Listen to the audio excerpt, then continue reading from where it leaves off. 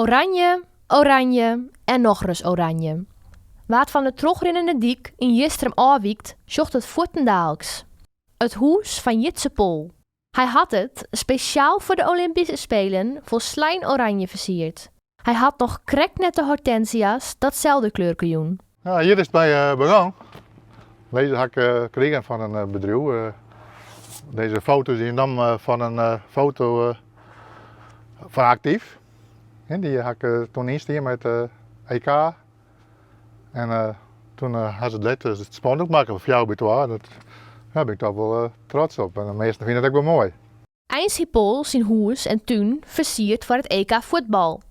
Maar hij kon het net uit zijn het verkrijgen om de ornamenten in dozen op te bergen. Daarom betocht hij er een oordoel voor. Ik vond het toch wel jammer dat het net met de Sjen weer.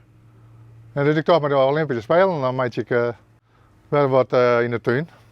En omdat mijn achternaam Pool is, dacht ik, ja, de Olympische Spelen.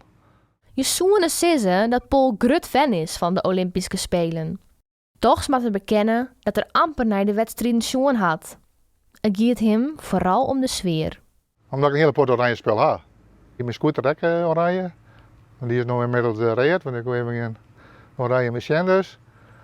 En ja, zo dan, dit ga ik weer verven en dat ga ik weer verven. En van die ballen en ja, neem maar op. De Jistrumer loekt in elk geval een soort aandacht in het dorp. En dat smiet somtieren echt mooie momenten op. Juist toen schiet ik in de huis en toen dit spannend, dan kreeg ik net zien water er boeten binnen. En toen ging ik bellen en toen winnen 12 van die famkes die om 12 van die steentjes uit.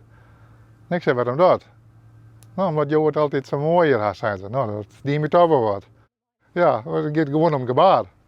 Paul wordt in elk geval heel blij als er tussen de fleurgens in zijn tuin staat. Maar wat vinden de meesten in de buurt ervan? Ja, de meesten vinden het wel mooi.